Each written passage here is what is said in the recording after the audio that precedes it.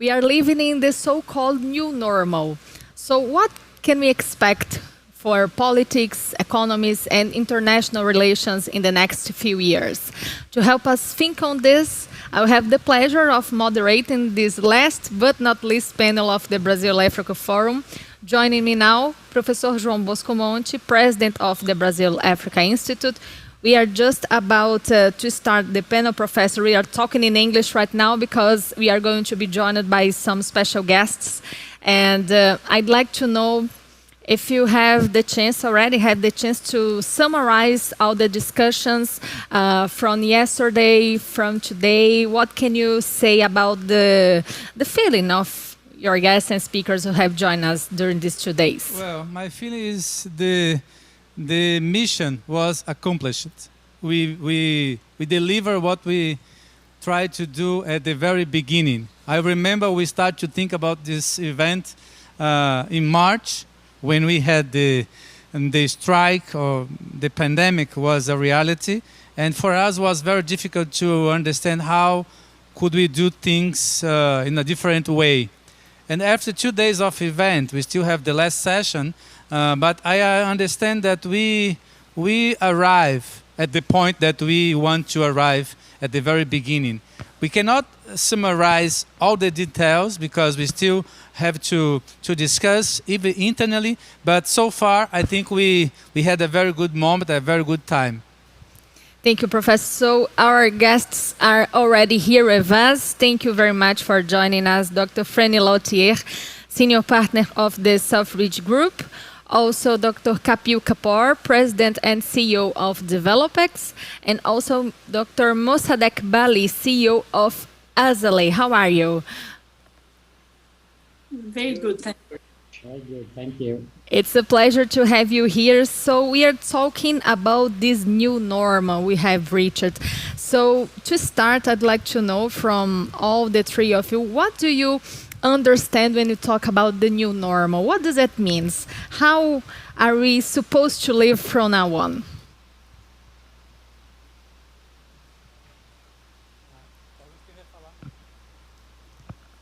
Okay, you are so polite. I have to address the question, Professor. So maybe let's go to start with Mr. Mossadeck, please. Thank you so much for having me. Hello to everyone. For me, the new norm will be how we will live, how we will work, how we will travel, how we will have human interactions. From now on, if I take my industry, which is the hospitality industry, I mean, huge changes will take place or are already taking place in our industry. People will be very careful about health protocols in hotels, in airplanes, in airports. People will want to make sure that where they go to have meetings, to live, to sleep, to eat, these places are somehow COVID-free. And that's exactly what we are doing in our hotels, Azalaï hotels. People will try to do as much as possible via platforms like the one we are using now, Zoom. We have discovered that many things are possible without traveling. That will definitely impact travel industries. That will impact human interactions. Of course, travel will not disappear. Human beings will always want to have human interactions. And as a business person, I know that a face-to-face meeting is somehow very important in business deals, in networking. People would like to also know how to, I would say, how to go from one place to another place in the same city. When we go to big cities like Paris or like London, shall we take the underground, the metro, or shall we take a private cab? Usually when I go to Paris, I take the metro. Now I cannot go to Paris yet, but next time I'm in Paris, will I take the metro or will I take a private cab? I don't know yet. So these are the questions we will ask ourselves. These are the new living patterns that we may consider, and also I think we'll have a better awareness of global environment. We have seen that the pandemic has put forward the need to protect our planet, and maybe it's because we have become a small village. The world is a small village, because this virus went from Asia to Europe and then to America and lastly to Africa. So what can we do maybe to slow down the spread of a new virus? Because if I understand and if I listen to scientists, this is not the last virus we are going to encounter, unfortunately. Yeah, thank you, Mr. Mossadeck. Dr. Kapil Kapoor, the pandemic has created a lot of political and economic instability. So talking about the new normal regarding, for example, governments, what do you think that should change right now? Hi, thanks very much, and thanks for inviting me for this session. I think what is remarkable about this particular virus is it has put center stage, once again, the critical role that government plays. I remember about 10 or 12 years ago when we had the financial crises, there was a lot of discussion about the role of government. And I've spent some time over the last 6 months or so thinking about this. And in particular, given the nature of this virus, not just government's role in the area of health, but government's role in the area of developing social safety nets, government's role in addressing the demand side of economies. It's really put government center stage. And for me, what's actually very encouraging, I work a lot on Africa. The response of African governments, notwithstanding the resource constraints, notwithstanding the weak institutional capacity, has actually been pretty good. I was looking at a survey the other day that was done by Ipsos, and they looked at 20 countries in Africa, and they asked citizens to rate their governments. How have your government done during this particular crisis? And 72% of the respondents said they were actually very satisfied or satisfied, which I thought was a very, very encouraging response. In fact, in North Africa, 88% of the respondents expressed a high level of satisfaction. So I think African governments actually have done a lot better than some of their Western or Eastern counterparts. And one can discuss why that is the case. And I think maybe it has something to do with learning to deal with crises in the past, whether it is the AIDS pandemic, whether it's Ebola, whether it's initiatives like the Center for Disease Control in Africa that was sent, the CDC, that was set up. The other thing that I think which is very interesting and I'm looking at pretty closely these days is, the role of leadership. And I think this is something that's very interesting. We've seen all kinds of leaders and how they have reacted throughout the world. Some have embraced the science and have taken very proactive actions to preserve their citizens. Others have been in denial. They've been politicizing this pandemic. And they've had some very negative sort of results of the pandemic on their citizens. But I think, what you asked this question about what the new normal will be going forward. I think as far as government is concerned, it will have to be, how do we establish a relationship of trust with our citizens, with the population? How do we act with greater transparency? How do we act with greater accountability? How do we work in partnership? So these are some of the things I think will be important going forward. And one last point that I'd like to make is that I think the male leaders of the world have a lot to learn from the female leaders of the world during this pandemic. As you know, there's about 10% of the countries in the world that are led by female leaders. And what I find very, very interesting when I compare how some male leaders have responded to how some female leaders have responded. I think the female leaders have not sugarcoated this pandemic. I think they have listened to the scientists. They have been realistic politically. I've seen a lot of empathy on their side. They've tried to save lives. And I think their approach has won them a lot of support from their own population. And I think this is something that the male leaders will need to emulate till such time we can actually get more female leaders on this planet. Thank you. Thank you very much. So our next question is going to be for the female leader with us, Dr. Frannie Léautier.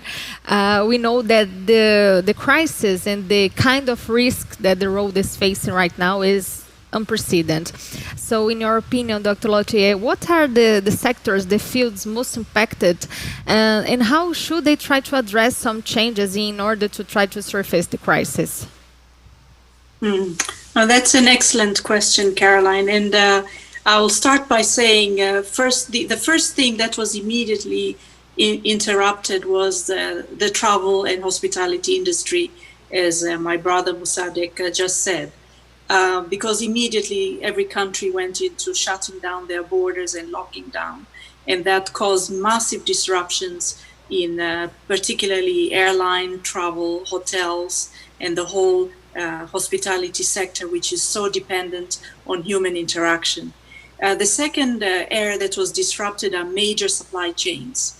When you look at all the key export-import supply chains that particularly are dependent on human interaction in order to get the products out, those were massively disrupted. And what it did is it caused a reflection on what needs to be made locally so that you cannot be disrupted so much in the future.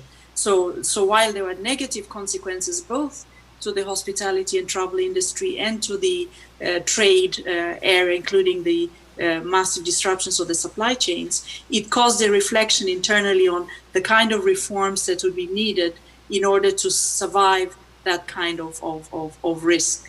And you notice, for example, very interesting transformations in the travel industry, where you have a flight, you can take a flight to nowhere just to get on the airplane, fly around and come back, for those who miss being on airplanes, or hotels who have transformed themselves into an office where you can escape your kids for a day and go and work quietly in a hotel room and then come back the next day refreshed and productive.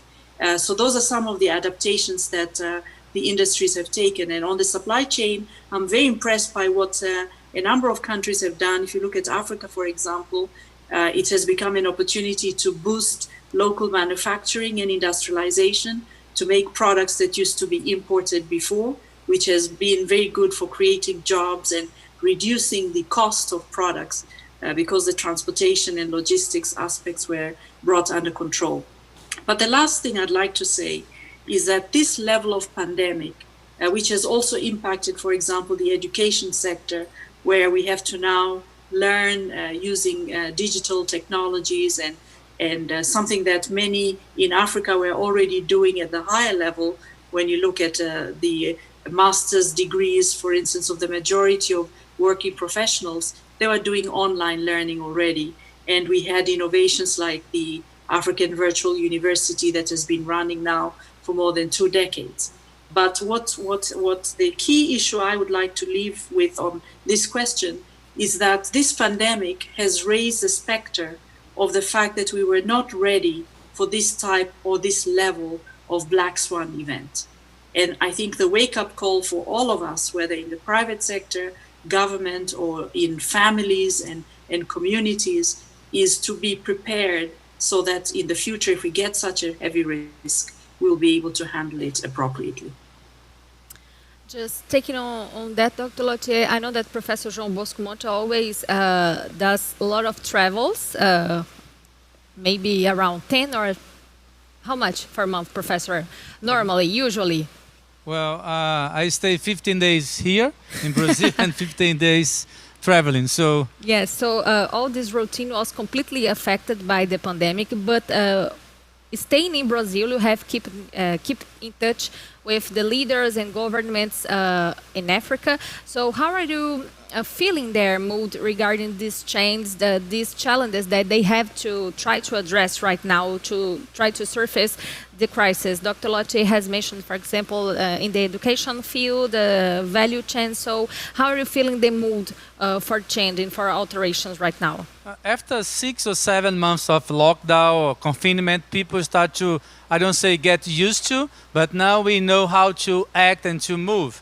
I remember I was traveling in March when the pandemic was a reality that time, and I arrived in Senegal in the morning, and in the afternoon I start to hear things, people saying the lockdown is coming, the border will be closed soon. So next day I traveled back to Brazil, and the day after the world was absolutely closed. So the borders were closed, and since March I just traveled 2 weeks ago. So was 7 months almost at home, working remotely. And we need to understand that we could do things remotely. I spoke many times with Kapil, with Frannie, with other people, and we even try to design some models of activity, but it's not easy for us to adjust in a way that we cannot move.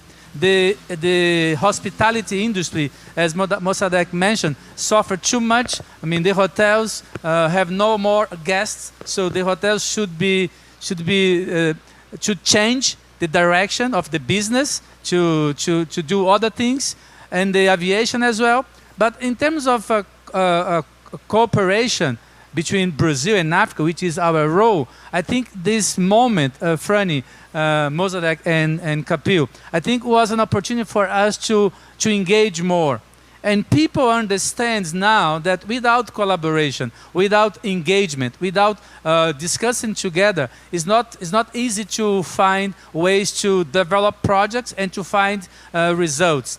And sometimes we think that we are very much an island, so we can do things alone by ourselves. But now we can see that we cannot do things just because we want to do. We need to combine, we need to have efforts. And there is another direction that I think we need to follow, which is the solidarity that we see when people understand they are very, very, very weak. So the countries, although we are talking about very rich countries, they understand that they cannot do things alone. So solidarity and cooperation, I understand, are two words that we start to learn and understand that is a reality. Yeah, that's right. Talking a little bit about the hospitality sector, because we're talking about travels and hotels and flights. So I know that Dr. Mossadeck has some examples of the alterations that are already going on. Because, for example, I live in Portugal. And I have told Mr. Mossadeck and Dr. Frannie in our pre-meeting that I have seen the Portuguese government creating some quality labels to try to pass that feeling of this is a very safe place for you to stay. And also the local tourism is always being on the spot right now. So Dr. Mossadeck, I don't know if you have some good examples to share with us regarding this kind of new strategies to attract a new type of tourist, a new type of travel. We are now in a more local context. So what can you share with us regarding this? Thank you. Any crisis can be also an opportunity to change and to explore new ways. What we have done now, we are putting much more emphasis on local business. So our commercial teams are going after that local business, and we are getting more local business. We used to concentrate solely on international travelers, and now we are concentrating where the business is, which is local business, since people are not traveling as much as they used to do before. As Dr. Léautier said, we are transforming some hotel rooms into offices. So you can rent one of our rooms as an office for 1 day, for 2 days, for 1 month if you want. You can also rent a room. And if you want to stay and spend the night, then we will give you a hotel room so that you can spend the night. And also, I think many Africans, due to that the pandemic and the crisis and the borders which are closed and no air connections, many Africans are discovering their own country.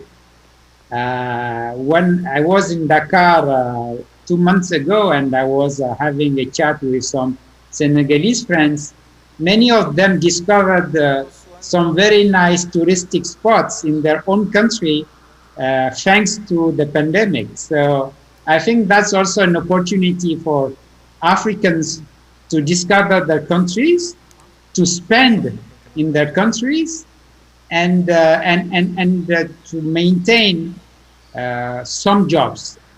Of course, many jobs will be gone in the hospitality and the travel industry. Unfortunately, as a reminder, we closed our hotels for 6 months. We just reopened in August, and now we have an occupancy rate going from 5% to 20%, depending on the property and the countries. We have 10 properties in six West African countries.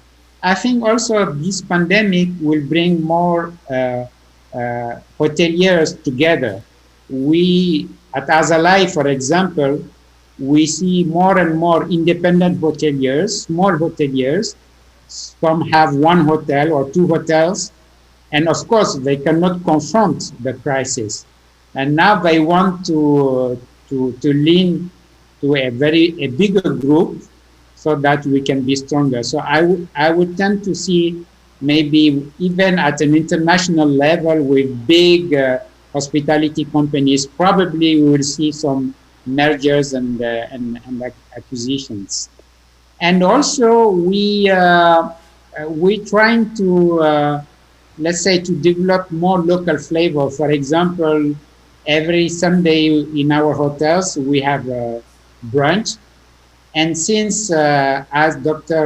Léautier said, the logistic has been disrupted, we use more and more local products, which is also good for local economy. So I think not everything is dark. Yes, it's a very big crisis. It requires leadership, as Mr. Kapoor said. It requires a new contract between government and people. We see the role and the importance of government in this kind of crisis. And I think it's a very big topic today because we have the American elections. Definitely a good government, a strong government has a big role to play in this kind of pandemic, because you need social support, you need to support the health system.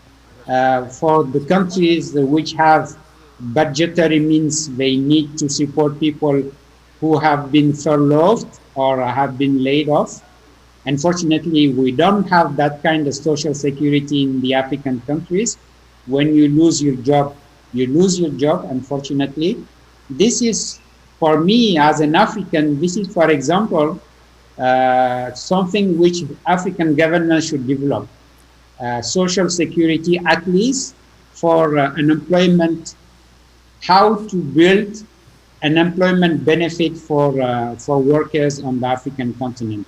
We have now some kind of health insurance in most of the African countries, but we don't have, unfortunately yet, unemployment benefits in most of the African countries.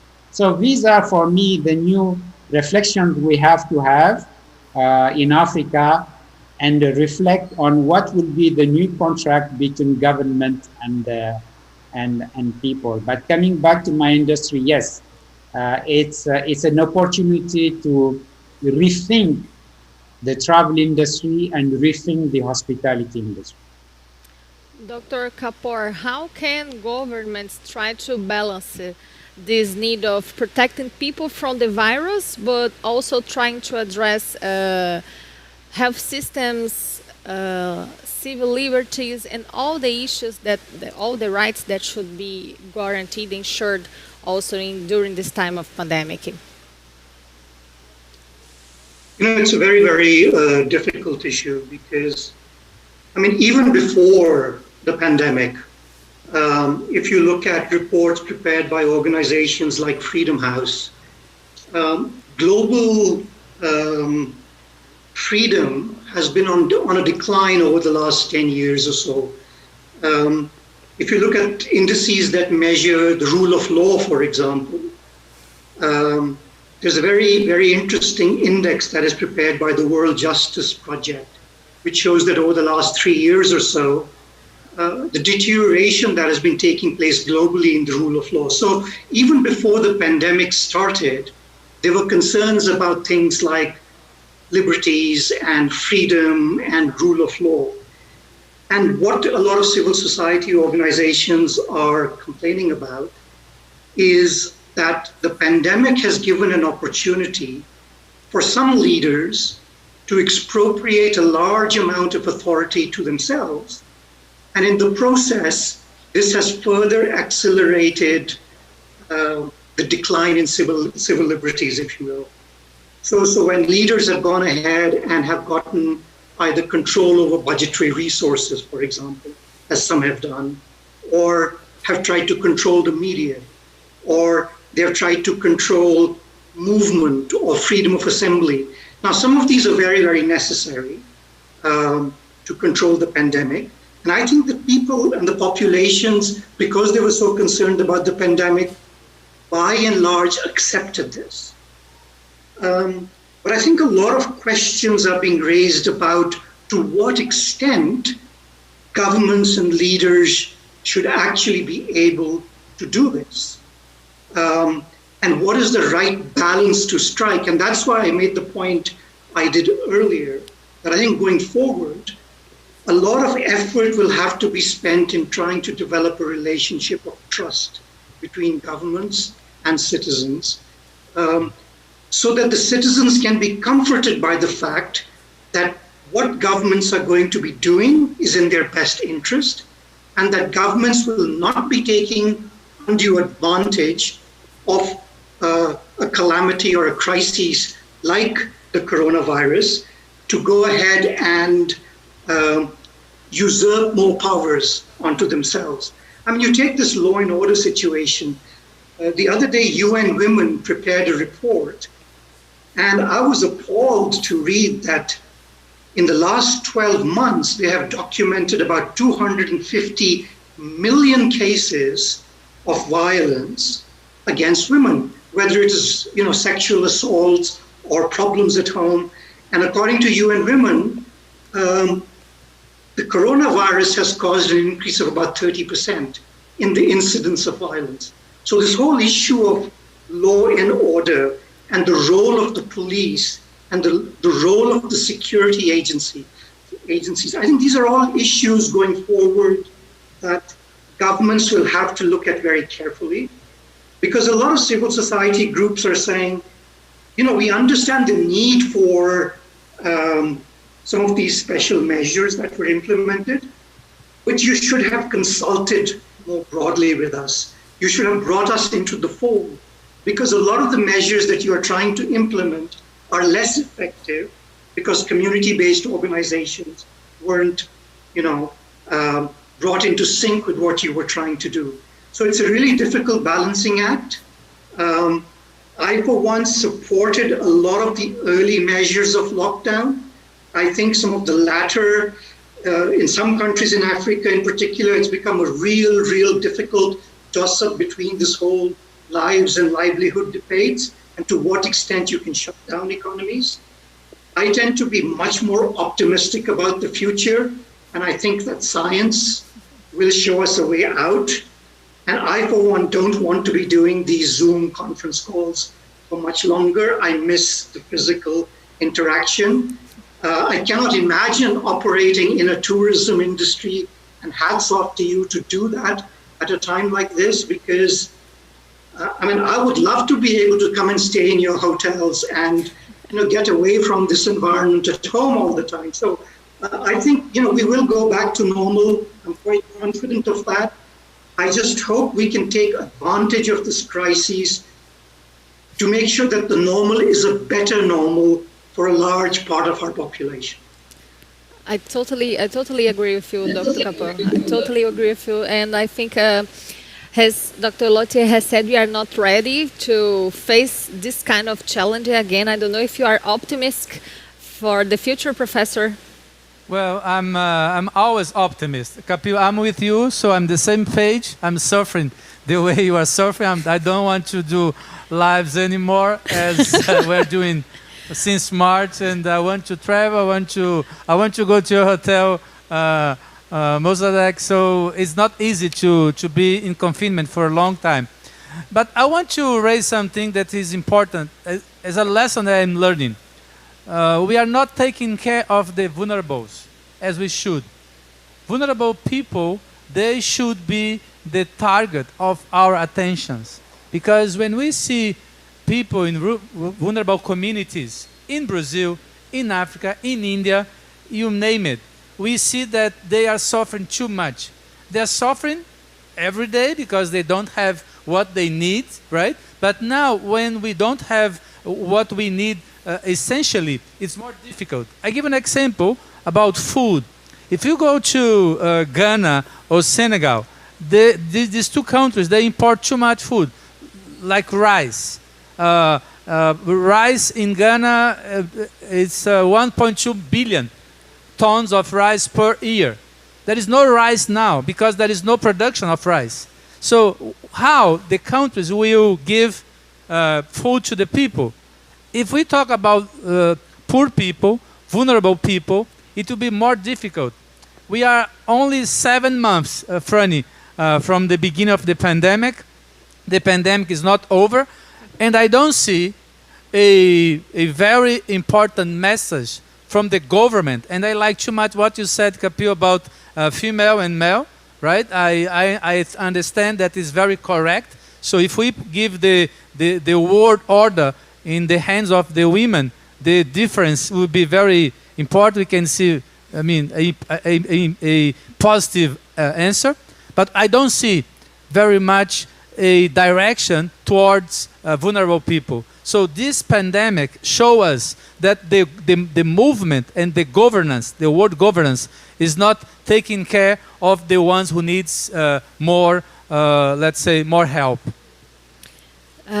Regarding vulnerable people, we know that, for example, there are a lot of people that has their own businesses, small entrepreneurs, we can say. So SMEs, for example, Dr. Léautier, maybe this could be the time for them try to restart in a brand new shape, trying to address other challenges, trying to approach the same dynamics, but in a different way. How can SMEs can turn out in this moment? Yeah, I think SMEs, which make up the bulk of the African private sector, I think an IFC estimate put them between 60 and 90% of the African private sector, depending on the country. They have actually been very used to dealing with crisis. So some of those who had survived the crisis have evolved strategies that help them to thrive in this kind of environment. So if you look, for example, there are a number of small and medium enterprises that were able to transform their businesses and to source locally. You take the example of the ladies who make these beautiful African dresses. They used to import fabrics from Indonesia, India, and China. And of course, with the disrupted supply chains, they have gone to using locally manufactured fabrics. And that has made the designs even more beautiful and brought them a line of business that has allowed them to survive. And of course, go from surviving to thriving.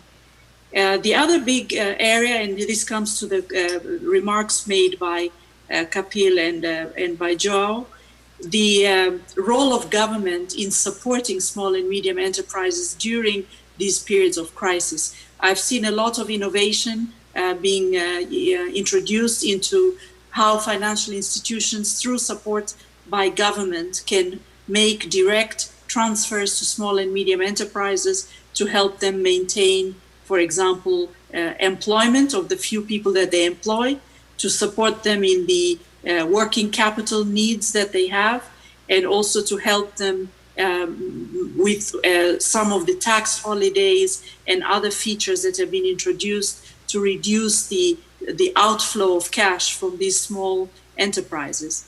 And then the third area, which I think is also highly critical and where success has been quite visible, is when the large corporates have actually looked at their entire supply chain and ecosystem and tried to create opportunities for small and medium enterprises in their ecosystem to succeed. And I liked very much the example that Mossadeck offered on the menus that his hotels are offering for branches and so on that source the local products, because that's a way in which a larger corporate can support the supply chain from small and medium enterprises. So I think this pandemic has raised an issue of inequality, where inequalities were high, they've become even more visible and deeper. And I think Kapil made that point earlier. Secondly, it has raised the issue of adaptation, and those small and medium enterprises who have been nimble and able to adapt their business models have been able to thrive. And it has also raised the issue of safety nets, not only for people, but also for companies, especially these small and medium enterprises. And I think beyond this crisis, these are some of the innovations we will continue to use going forward, including de-risking financial instruments, insurance, direct transfers, opportunity to share and blend different financial solutions to allow these companies to thrive. So I think these will stay with us for a long time.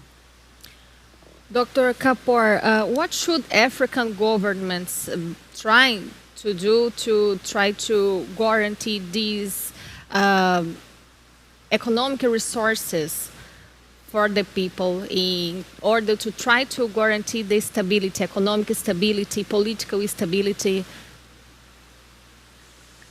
Yeah, so this issue of mobilizing resources is not a new one for the continent, right? I mean, it's a challenge that we've always talked about. We've talked about it in the context of investments in infrastructure and trying to bridge the infrastructure gap.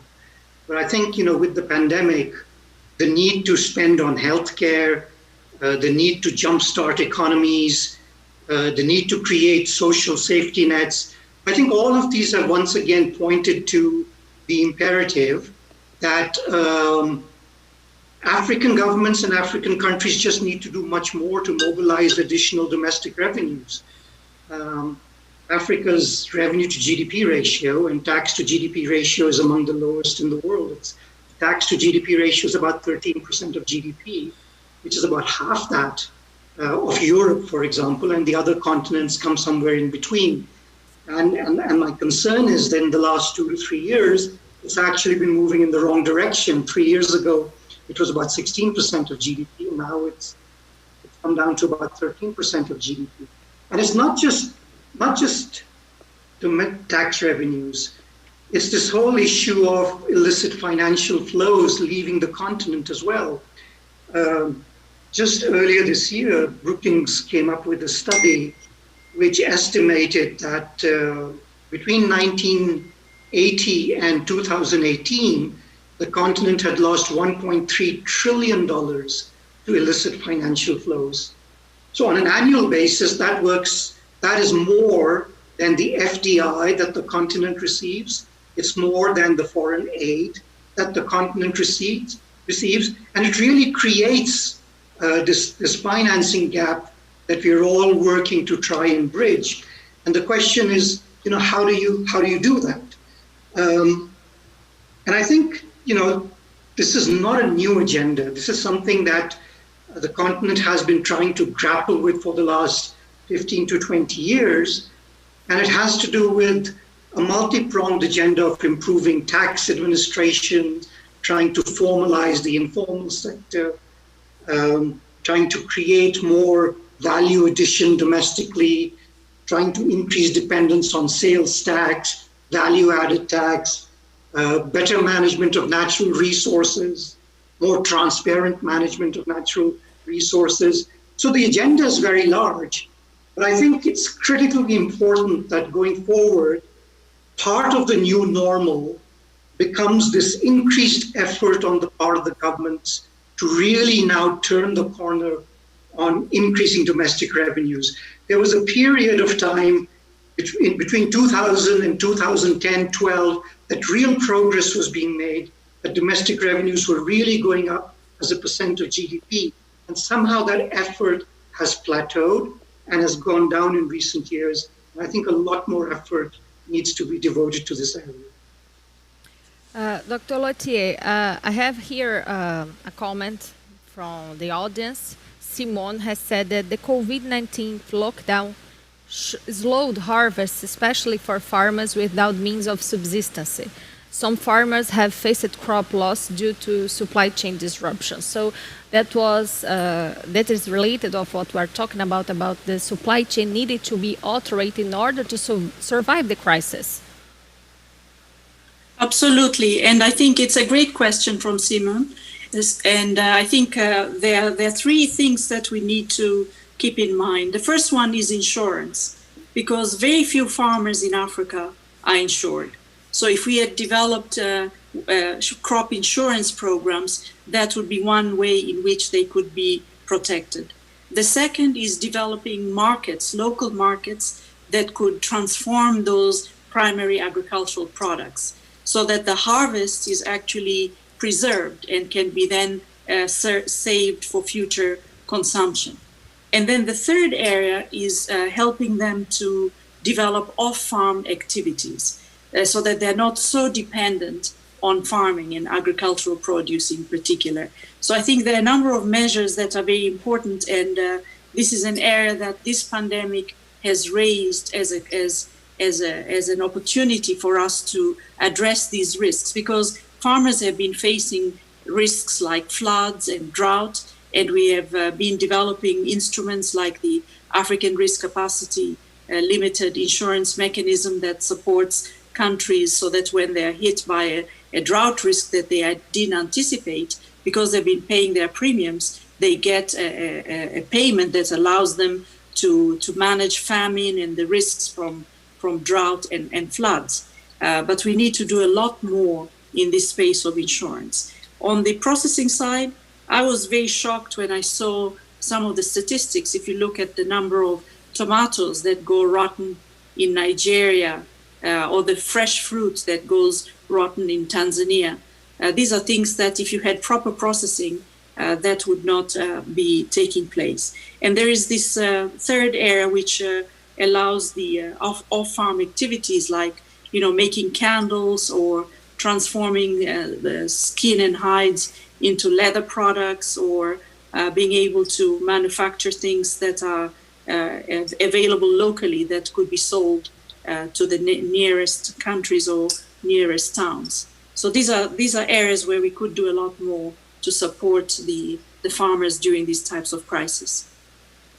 Thank you, Dr. Léautier. We are almost reaching our time, so I'm going to start by Professor Monte asking his thoughts for this new normal, Professor, and the global order.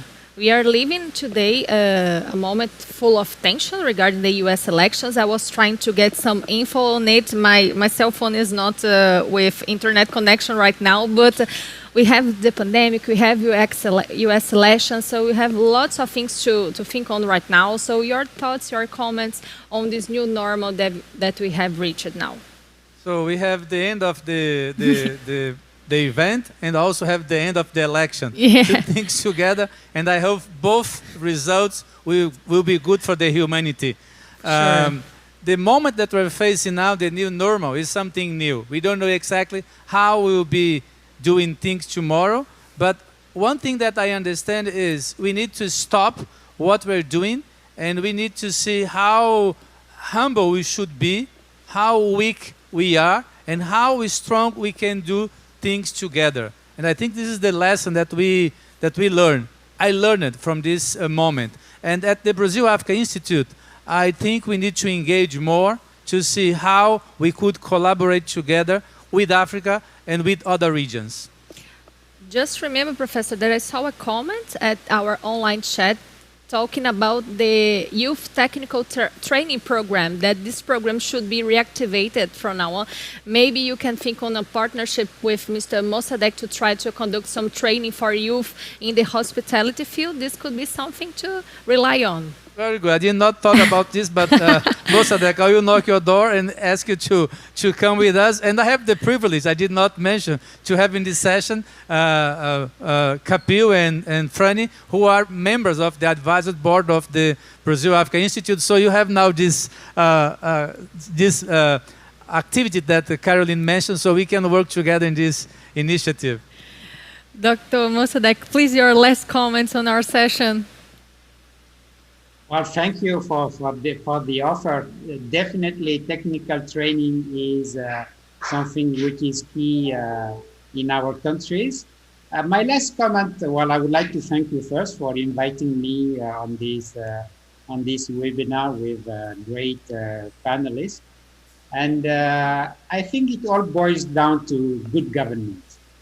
What we really need is good government, agile government, social government. Let's not be afraid of the words.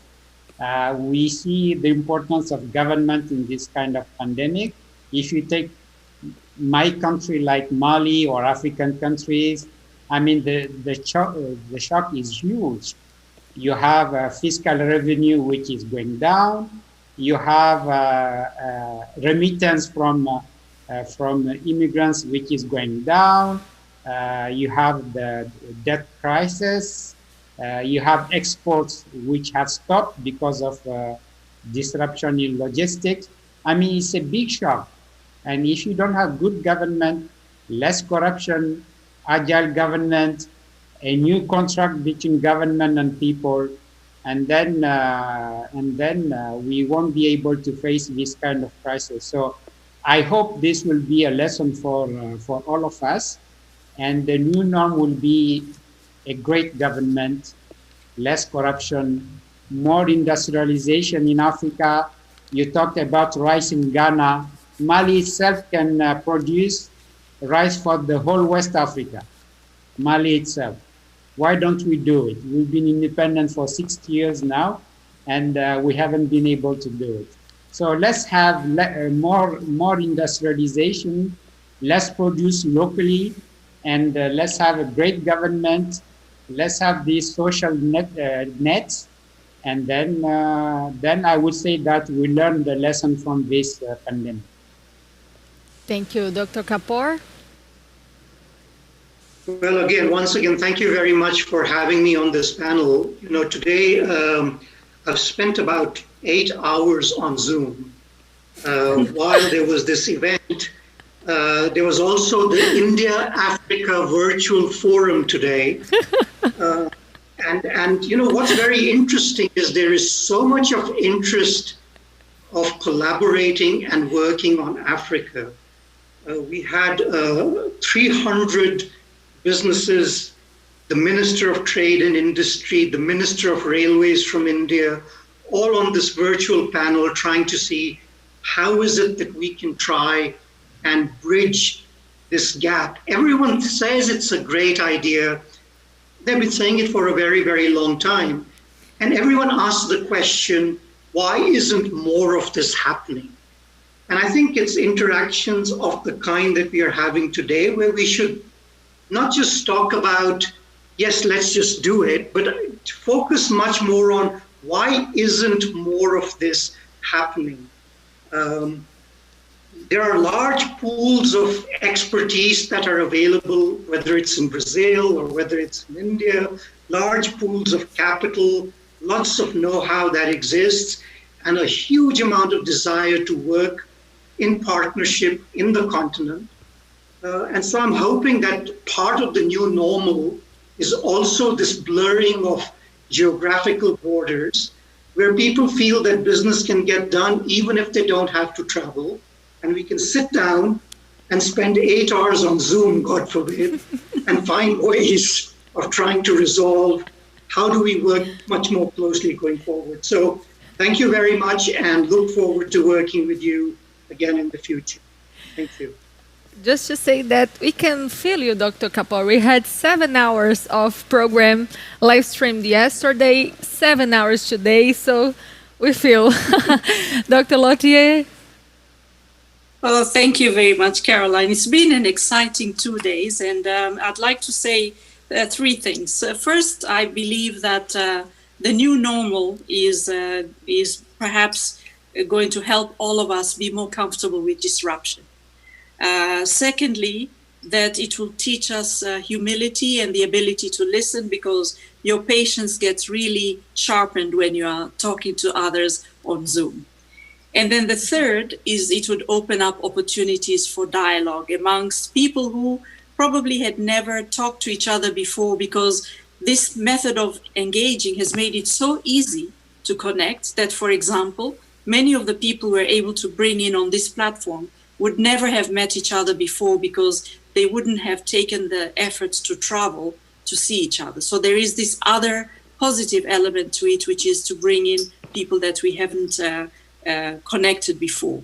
And that gives me the opportunity to announce a partnership that we have launched with Brazil-Africa Institute, which is to continue these conversations in the form of a Brazil-Africa business and investment dialogue. And I think this is a really critical opportunity, because the issues that have been raised and the comments that have been made indicate how much this kind of conversation is needed, and that would actually result in bringing people to work together to solve common problems. I was very impressed, for example, by the execution capacity of Brazil, by the way Brazil has had a green revolution, and how that can be an opportunity for Africa to learn. And then, of course, when you look at the other dimensions, we share a lot of common culture. A lot of people have origins from Africa who are now in Brazil, and some who went to Brazil and came back to Africa and have been back for several generations. So there's cultural affinity, there is climate and geographical commonality. And of course, we have a shared history in a way that the trajectory of development that Brazil has followed is something that many African countries are going through as we speak. So a lot of opportunity to engage. So I'm very excited that we are launching this initiative today, and we look forward to not only seeing João in beautiful Fortaleza and being able to come once again to Brazil, but to perhaps engage a lot of Brazilians to come to Africa so we can get execution on key priorities. Thank you very much. It's been a real pleasure. Thank you. Thank you very much, Professor. You have to invite Frannie and all the others to be here next year. All right. It's a commitment. So Mossadeck, Kapil, and Frannie, you are most than welcome to come to Brazil. Of course, not tomorrow, maybe in 2021 for the Brazil-Africa Forum 2021. Thank you. Thank you very much. This was an amazing panel. It was my pleasure to be here with you, joining this conversation today. Thank you very much.